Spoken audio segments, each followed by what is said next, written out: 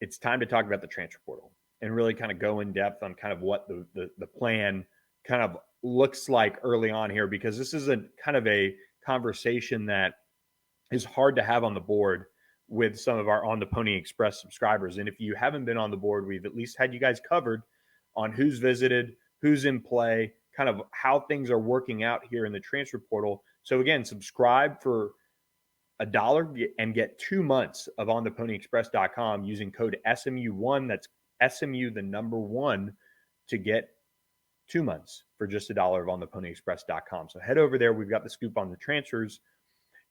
There are a few names that are out there in the public, and we talked about a few of them on the board, but let me kind of lay out the lay of the land here and how SMU is going to approach the transfer portal at this stage and approach the roster at this stage with Andy Enfield and his staff. So let's look at this roster right now.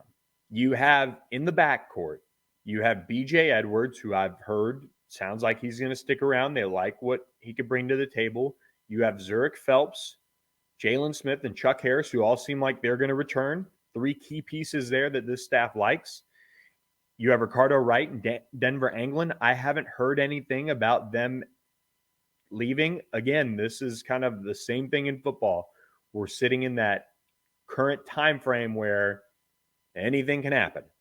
And, 1 minute you think you're in the clear, and the next moment you're seeing guys enter the portal. So that's kind of the caveat with all of this discussion. But as it stands, you have 6 guys in the backcourt that you really are sitting here, expecting SMU to have next season on its roster. The key will be development. And I think you go back to Andy Enfield's work with guards in the past, you're going to expect some of these guys to take a step forward. Zurich Phelps, Chuck Harris, Jalen Smith. We've been waiting on these guys to take the next step. And I think they're going to have the opportunity to, if they stick around, which at this point looks like they are. And if they do, then those are your key pieces for the backcourt. And so where do you go from there? And this is the conversation that this coaching staff kind of has to have. Well, you probably need a point guard to come in and help you right away. And initially, Frankie Collins, Arizona State transfer, was going to visit. And SMU ultimately turned its attention elsewhere. And that has really opened the door for Drew Thelwell from Morehead State to visit this week. He's at Iowa right now. He is going to visit SMU on Thursday if all goes according to plan. And this is one of the top available transfer point guards out there.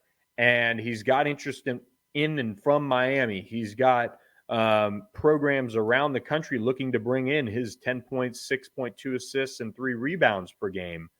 He's one of the winningest players you could find out there in the transfer portal. He's got 94 career wins at Morehead State. He's the all-time winningest player in Morehead State history.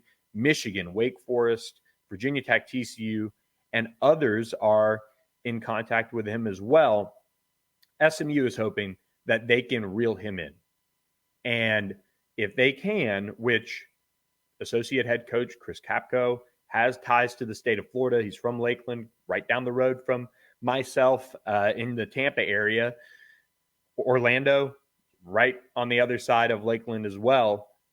This is kind of where I think SMU is going to potentially find a sweet spot in recruiting. Florida, outside of Texas and California, are 2 of the top states, is one of the 3 top states for SMU in terms of students that they bring in. And I've said this from football, and I'll say this for basketball. When you look at your base of admissions, I think SMU's coaches should continue to mine areas that SMU already has students from. And so drawing on those ties, and I played the Masters Academy in football in high school, you can say, hey, we've got a lot of Florida kids. Come finish your career at SMU. We've got a lot of Florida kids in our student population. hey, Chris Kapko is the one recruiting him. He's from Florida. There's some ties at work here.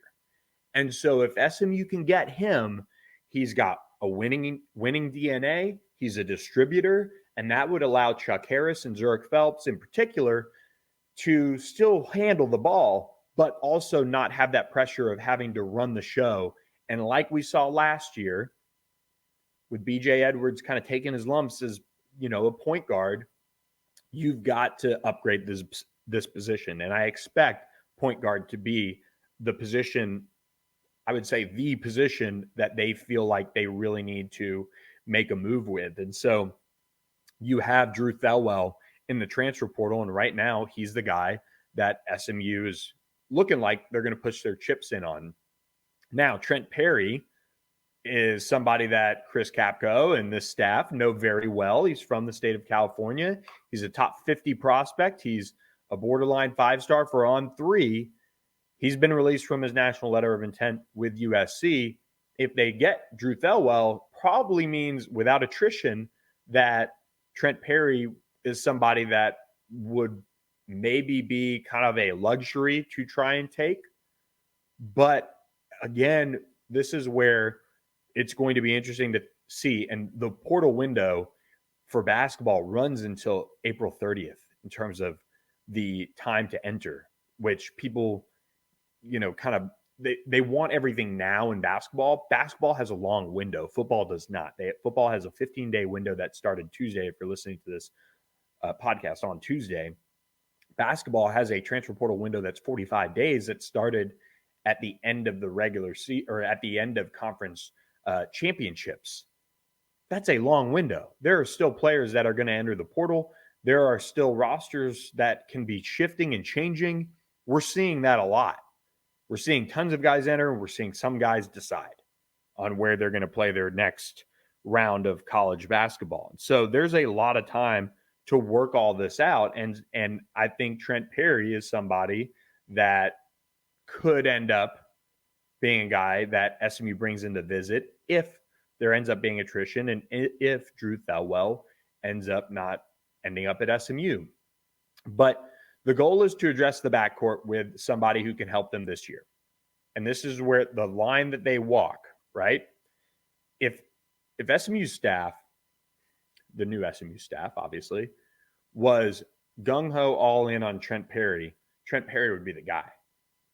And they think he's a good player. They recruited him at USC. He's a top 50 overall prospect. He's one of the best point guards in the country. He's having a great week or had a great week at the McDonald's All-American camp. Still, you've got to balance the priority of can this guy be the guy for us in year one, or do we need to go bring in a veteran? And that's kind of the balance that they have to walk, because they worked out this team, this new coaching staff, and they don't think the cupboard is bare, in particular in the backcourt. And so that's why we're going to see SMU probably push for Drew Thelwell, SMU is pushing for Drew Thelwell, and then they'll assess if the roster changes, if they can go out and get another guard. That's part one. Part 2 and 3, as you move to the 3, is going to be upgrading that position. And that's why they brought in a Brody Kozlowski for a visit. They had Jacoby Coles, a TCU transfer, on campus for an unofficial visit on Friday. We broke the news of that on the Pony Express for our subscribers. If you aren't on the board, be sure to be there so that you guys can get all the latest scoop on what is going on with SMU. Jacoby Coles is going to be interesting. He's a guy that is now gaining interest from Kentucky. They have jumped into the mix, according to multiple reports, as has Auburn, Grand Canyon. Numerous programs are after Jacoby Coles, who could play that 3, play that 4, but you got to love what he could bring to SMU. We know that SMU needed to improve on its shooting.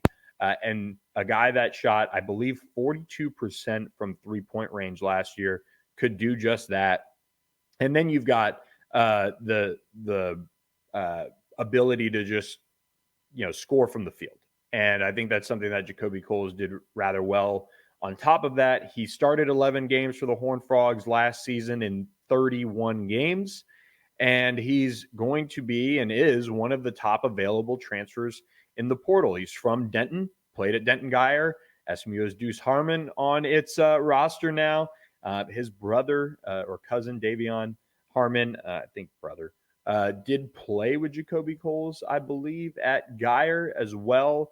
Again, this is kind of the end of a lot of these guys who have played a ton of college basketball with these 5-6 year type of players. And SMU would love to bring in Jacoby Coles. That's the bottom line here. And when you look at his ability to shoot 49% from the field, that's something that SMU would love to bring in. Now the competition is shifting a little bit. They've got to get through this and get him on board. I think it would be a terrific land if they could get Jacoby Coles. Again, somebody that could kind of hand things off to a Chance Puryear or Brody Kozlowski if they were able to get Brody on board at the 3. And you have Jaheim Hudson who plays there as well. So that position would then be in good shape.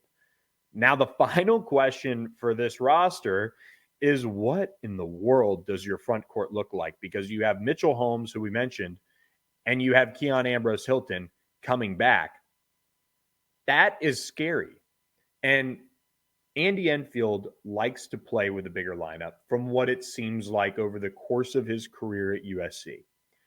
But he really likes guys who are athletic and can run. They like to play with pace, and they love to dunk the basketball. They're one of the top teams in the entire country when it comes to dunking the basketball over the course of the last decade. They just consistently find ways to dunk the basketball. And that means you have athletes. That means you have guys that can, play with their head above the rim, so to speak. And that is where the priority is going to be. And so when you have Jacoby Coles, you have some different guys out there that you would love to find a way to bring in that would settle everything down and bring in some veteran leadership. That's all well and good, but you can also bring in some other talent. And I'm intrigued to see how SMU handles this. And this is kind of the mystery because, and this is where the nuanced discussion that we have to have about this is really kind of paramount, because people are saying, well, what's the deal with the front court? What's the deal? Are you saying that they're not going to address it? No, I just don't know. I don't know how they're going to address it, because you have Xavier Foster and Mo Njai who leave, but you have now Keon Ambrose Hilton, Jaheim Hudson, Ricardo Wright, Denver Anglin, Chuck Harris, Jalen Smith, Zurich Phelps, BJ Edwards. That's 8. Then you bring in Mitchell Holmes, Chance Puryear. That's 10. You want a guard, a true point guard. That's 11. And now you're kind of like, okay, well, Brody Kozlowski just visited, Jacoby Coles just visited. Would you take both? Probably, I would think. And then all of a sudden you're at 13. So that's what makes it interesting in terms of the discussion right now, is that judging by the actions of the staff in terms of who they're bringing in and when, it's just a question. It doesn't mean it's not going to happen. It doesn't mean they're not working on things, but it is intriguing that we haven't seen a true big just pop in and visit SMU, or we haven't seen somebody really linked to SMU from the big men ranks. They recruited Malik Dia, who ended up committing to Ole Miss. He was more of a power forward. That would have been power forward 3. That would have been a really good pickup for SMU. But again, they're still working through things. And I think that's important to note, is that not everything is going to come right away.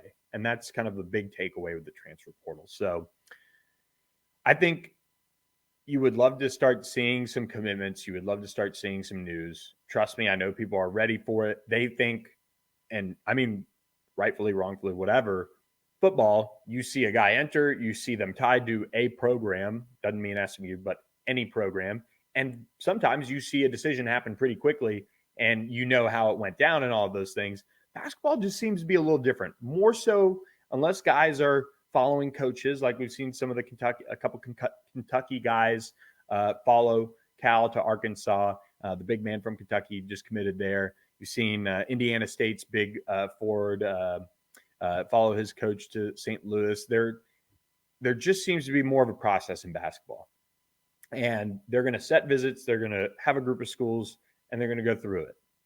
And that's just where it's different. And that's why the 45-day window also kind of makes a little bit more sense for basketball, despite there being far too many players in the portal to begin with.